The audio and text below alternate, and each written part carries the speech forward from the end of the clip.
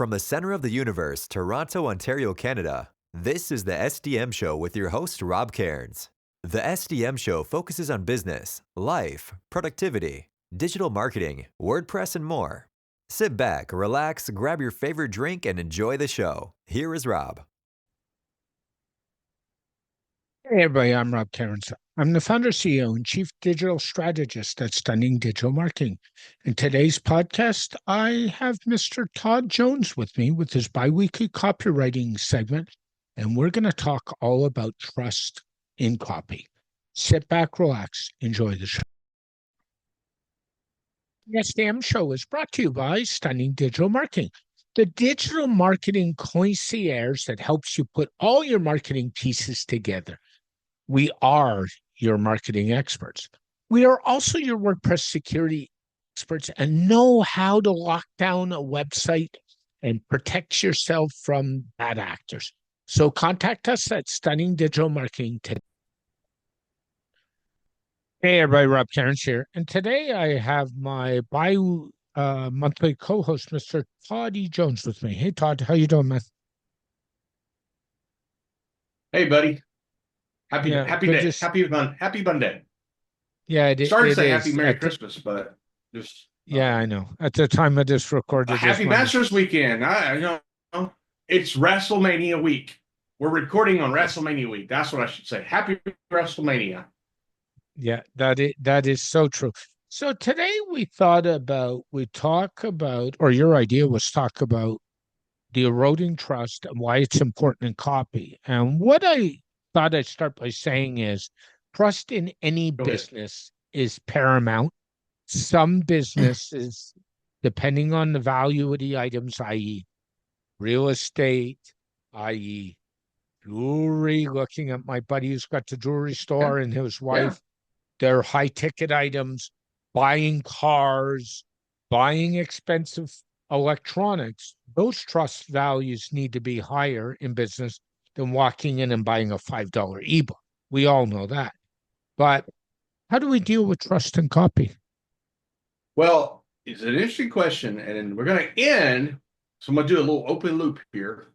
A good tactic, right? Open loop. I'm going to open it, but we're going to loop back to it at the end. I'm going to talk about two or three things at the end that will be like lubricant for your trusting.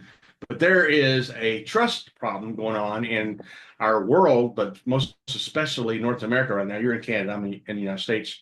And so there's the old line from Apollo 13, Houston, we have a problem. Well, businesses, we have a problem. And I call it the filters of distrust. And so working with ChatGPT, I think it was Gemini actually. We created this little parable, this little story about a business owner named Mark. And he said, Mark's mornings in Conway, Arkansas began with a digital deluge, each notification triggering an immediate activation of his filters of distrust.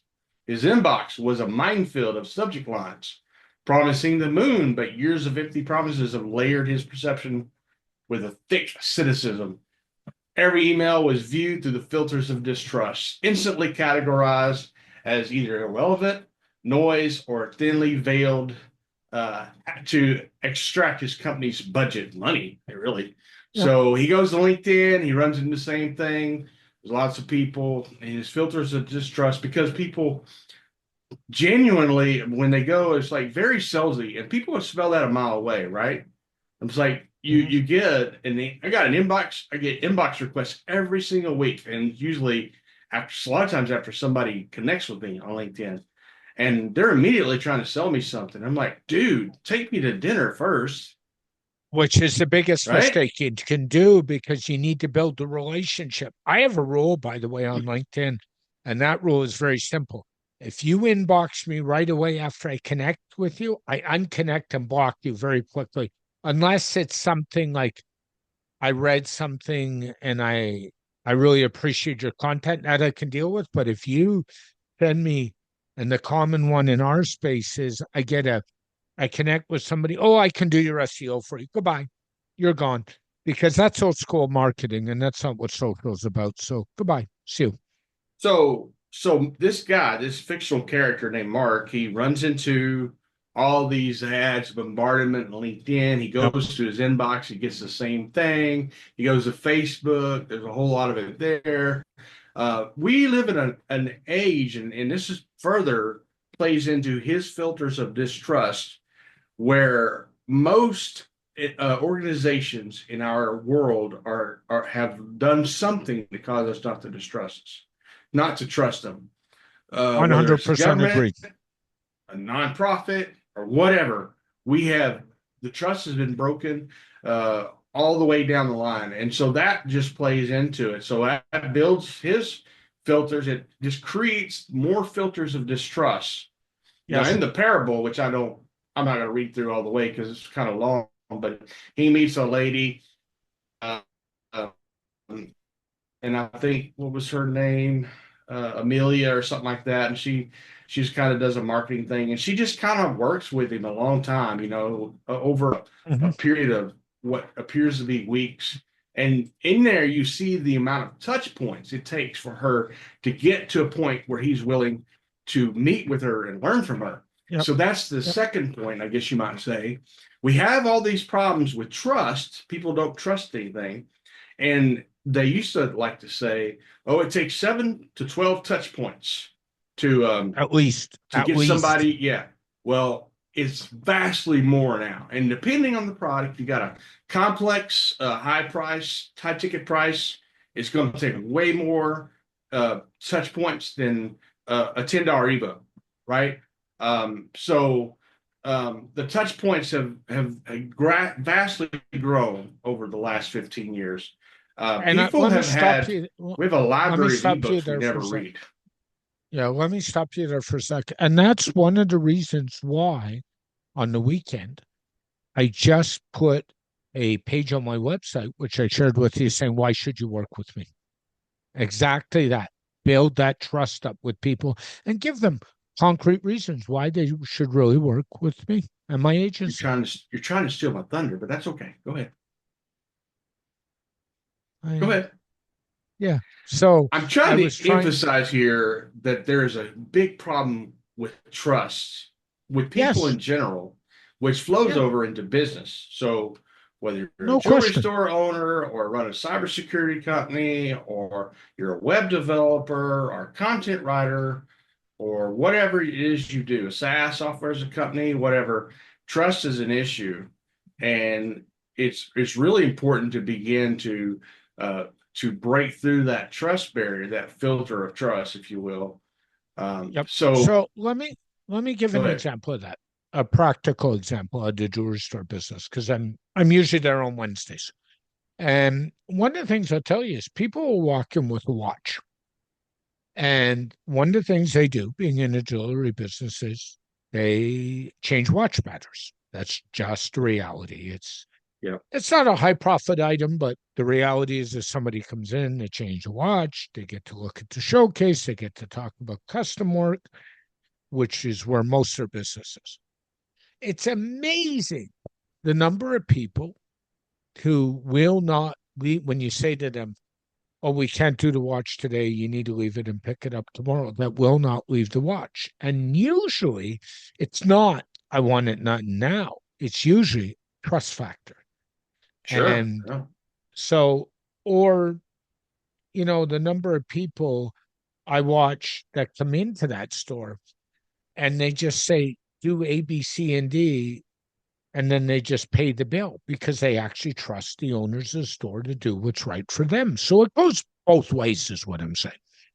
Yeah, absolutely. And so because your owner has trust with those people, Yep, there's very little resistance, very little friction in that's true. the process. So Mhm. trust is a short supply.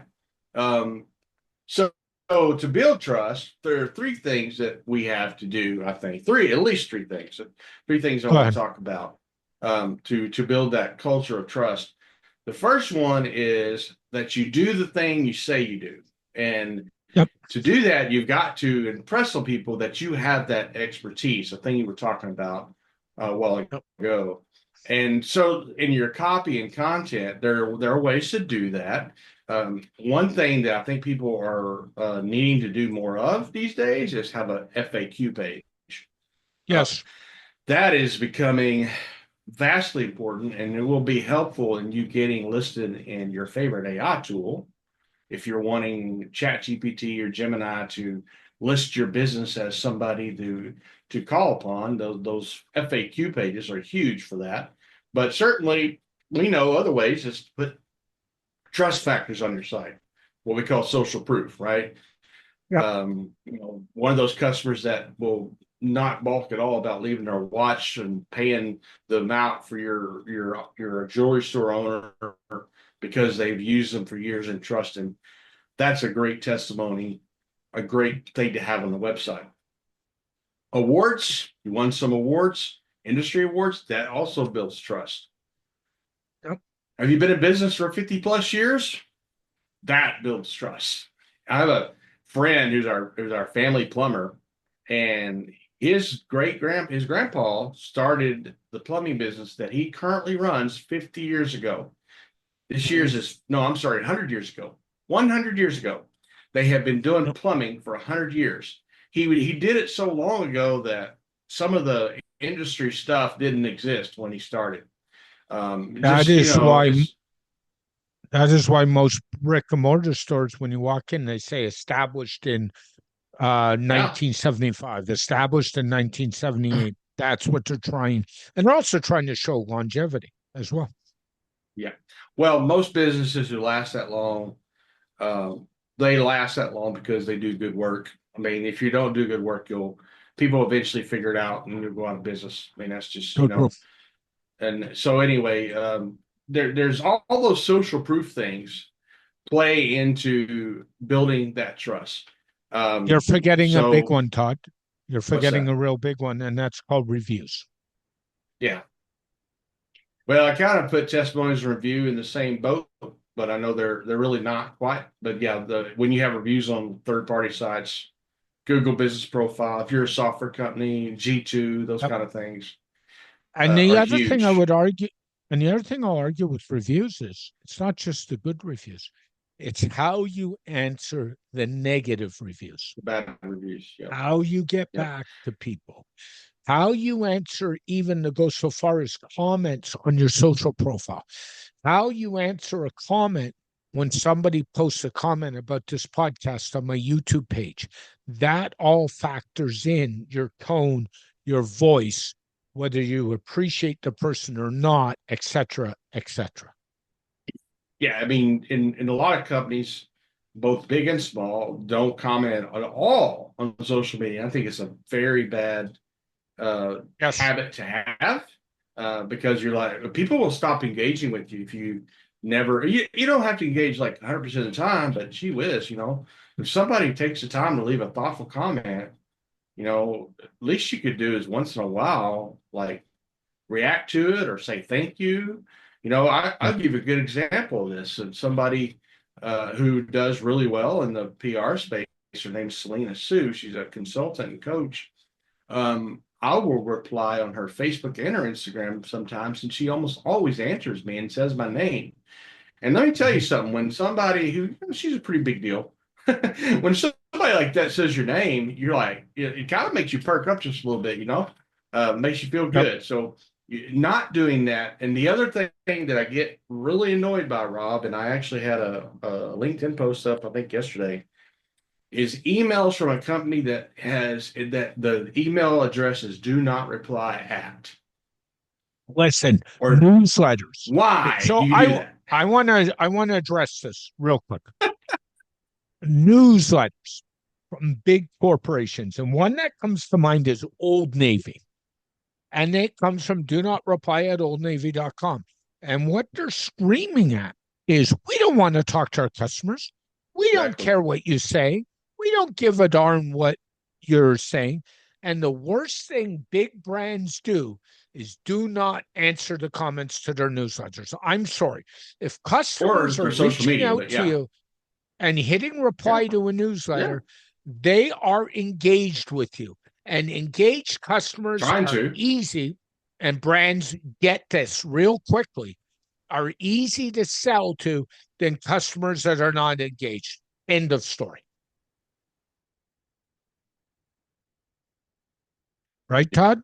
For the life of me, I do not know why people do their emails, whether it's support emails, transactional emails, or email newsletter, and have do not reply or no reply. Yep. It just boggles my mind. Why do you do that? And I see people, I have seen countless companies in the WordPress industry do that.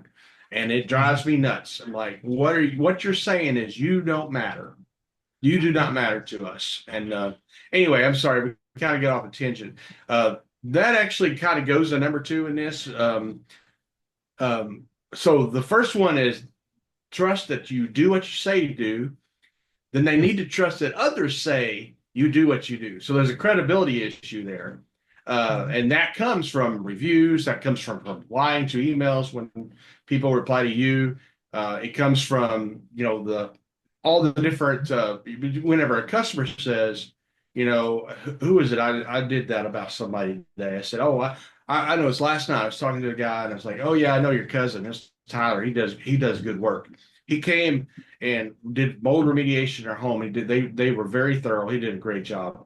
I mean, that speaks to Tyler's character. He no longer does that business, but because he did that, I would recommend him as a real estate agent now, which is what he does, just because he was so thorough and he had a certain air about he wanted to do it the right way. And so that's credibility. That says he will do the thing or she will do the thing that you need done. It's like if you were a 7-figure entrepreneur and you needed public relations, the first person I would tell you to go to is Selena Sue. Go see, because they can afford her for one. Go see Selena Sue. If she's available, that's who you need to talk to. She will get you she will help you. She will coach you through that. So, those are the kinds of things that lends to the credibility of that person. So it's what do others say? Do others say that you are trustworthy? That is number 2 in this. Now, the last one is something I think people don't think about a little bit. I'm going to say it 2 different ways. First one is they need to trust that you know them and speak to their needs. That goes back to what you're talking about, replying to emails that are sent to the email newsletter or whatever, those kinds of things. But this goes back to likability. It's people know, like, and trust, right? It goes back to likability. When you speak to people and know their needs and what their needs are and the pains they're dealing with, they know that you know what's going on and they like you. Now, I said when we started that we're going to come back to 2 things that reduce the friction. They're lubrication for this. And these are all things you need to do to help with trust. These 3 things need to be true. But there are 2 things that I'm gonna bring up. And I'm sure there are 2 other things you can do, but these 2 things in particular are what I'm going to talk about today. First one is storytelling, and the second one is communication. Community. So once you get somebody in community, that helps reduce that friction. If you're in the audience that is a company, and if you get into a community, if that company has a community, whether it's in-person community that you go meet once a month or whatever, like we have a geek breakfast community. It's not a selling thing, but let's just say whether it's a in-person community or an online community, like you have a Facebook group or you have a circle group or whatever. Those things you begin to build trust. If somebody trusts you enough to get in the community, then the trust is just going to grow. Trust that you could help them. Trust that you could help with that transformation. And then storytelling is it is a key to help build that connection, to help people know, right? It's like Mark, the story I told at the beginning. As he went, he began to trust the lady who was trying to reach out to him. But telling the story of how another customer overcomes something that you're dealing with, how you help that person, those kinds of stories can help build that trust. I mean, it's true, actually. They've done research on that. So Trust builds a connection with people. I'm sorry, storytelling builds a connection with people that helps them trust you. Now, again, you've It got to does. be able to do the three things. If you don't do those three things, you don't fulfill those things, then all that's just empty hot air. So true. So true. And the thing is, remember, businesses work with people they like and they trust. It's very simple. If they don't trust you as a business owner and you're in the service business, personally, it's time to cut them loose. And as you know, I just did this with a client who runs a dog site. Oops, I mentioned his business. Oh, well, he'll just love me. And I cut him loose because, frankly, at the end of the day, it was a big trust factor. Yeah. And it And is trust really goes both hard. ways. Yeah, it is really hard for service business to work that way. And I think it's a two-way street, 100%. And when you're in that spot, it's a problem, to be honest with you. Well, they got to trust you and you have to trust them. I mean, even if you're in a product business, because Yep. there are countless stories of people doing chargebacks and trying to get stuff for free in a product business. And, that's a client that after a while, that customer is not a good customer. You can't trust what they're saying or what they're going to do. So, But but yeah, it then goes both ways. the other side of the chargeback is I expect to get what I'm paying for too. So as somebody that's in the service industry, because I'm a marketer, but I buy a lot of product. If the product doesn't deliver, I certainly expect it to be replaced or to get money back Mhm. or Yeah. compensated. And I don't care if that's an order I made last week on Amazon, where frankly, they guaranteed me 1 day delivery and 6 days later I didn't have it and said to them, I want a credit. And they gave me a credit plus ship me the order. Or whether it's a service-based business like Rogers who provides TV and cell phone service, and if they screw up, yeah, I'm paying, so why shouldn't I be compensated? It goes two ways too. So we got Yeah. to keep that in mind. Absolutely. Is there anything else you want to add about trust and It's copyright? people have a lot of filters of trust right now that distrust, I guess you might say. Um, Mhm. so buying cycles are much slower, and especially if you have a higher ticket item, Yep. and people are feeling pinch, and companies are laying people off left and right in all industries. Hmm. So it's a tough time. It really is, and this is not a time to skip on building your brand. In fact, it's the time to get going because that is going to be a huge factor going forward, Yep. and certainly I would will make a agree. lot of I, difference. I would agree with that. I mean, Jeff Bezos was famous for building the Amazon brand during the dot-com bust and tough times in life. The time to build a business is when the chips are down, not when they're up. I 100% agree with that philosophy, Todd. Yeah. Well, it's just going to be even more important in, a year or two. People are going to be searching. They're going to be searching for their products and services through AI. They're going to use Grok. They're going to use Gemini. They're going to use Chat GPT. They're already doing it, but more people are I'm going to do it. already doing it. Uh, yeah, I and jump. of course, Google is going to the AI overview. So most of your home first front page is going to be AI overviews. Um, I'm learning. I'm still learning about this stuff. How you get We're all learning. in the LLMs and but one thing I'd say, I go back to this. My friend Ann Sparty, who's an SEO consultant. I watch her almost every Wednesday with her little live stream, and she keeps Yep. saying you need to build your brand because that is what will make a difference with your being in the LLMs, in the AIs.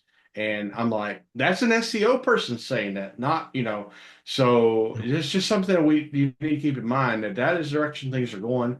It doesn't mean you have to stop your SEO, but in Yep. fact, you don't need to, but what I have seen is way too many companies, um, not having an about page, especially software and WordPress plugins, companies Oh. not having an about page, or if they do, it is very flimsy on content.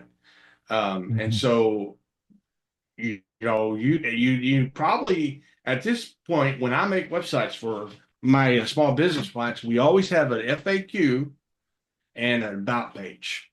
No, I agree. Those are like, you got to have those things. So I anyway, agree with you 100%. And for those and who those don't two know, things help build trust. Todd is a big master at writing about pages. And the other thing that helps, and Todd's big on storytelling, is telling your story. I mean, on your website, and thanks to Todd, I have one called My Founder Story. Take the time and build a founder story. Tell your story. And, Todd, one of the stories I tell very much is back in the 80s when I was in school, and I'm about to tell it in a video very soon as well. I tuned off marketing because I had a marketing professor who wanted her summers off and didn't really want to be there. And I tell that story a lot because sometimes philosophy in life changes and it matters. So tell your story because people care about your story. That will attract. Yeah. And I had a LinkedIn post on this the other day, and I don't think it got much attention, but we've overcorrected in a lot of ways. It was real popular to say people, they only want to know what's in it for them when it comes to your website, and they beat that mantra over and over. And so as a result, over the last 15 years, people would basically just say they don't want to know anything about you, don't care about you. Well, that's not true. I have long said that if I don't know anything about you and I'm going to spend my money with you, it's like buying something from somebody off of Craigslist on the dark side of town. No, I ain't going to do that. I want to know something about the company behind the product, and about page is the best way to do that. It helps. And so we have overcorrected the whole people only want to know, the only want to know what's in it for them. Of course they do. That's priority number one. The solution, you got to have a solution. But in order for them to trust to buy what it is you're offering, they've got to know something about you, and they've got to be able to trust you. And that's why all this stuff matters. Get to know your clients. Like I'll go back to my two friends who run the jewelry store. They often, and people don't get this, they'll often ask them how their family is, if they're a regular customer, how their friends are doing, what's going on, because the more they share, the more the trust. We call it, if this was the dating world, we'd be calling it emotional intimacy. It's the same thing. The more that goes up, the better it gets. So that's a really fascinating. At the coffee shop. The same thing happens at the coffee shop. The baristas, the owner, they know us when we walk in. What's going to be today, Todd? It's going to be the same thing. Yeah, sure. So it's the same situation there. And coffee's cheaper. Yeah, my pharmacist is very much like that. I'll walk in, and if there's nobody behind me, we'll end up in a chat about Formula One and life and family, and the 5-minute visit to pick up my meds turns into be half an hour, and you know how that goes, right? So that's hard to do when you have 750,000 customers. It is. So true. Not everything scales, and relationships don't. Yeah. Go to copyfight.com, find out more about Todd. Get him to do your about page of your founder story. He's really good at it. Thanks, Todd. Have a great day, my friend. Be well.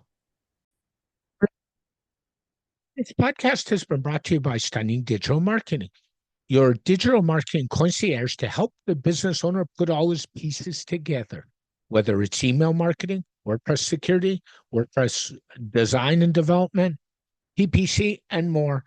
Text Stunning Digital Marketing for all your digital marketing needs today.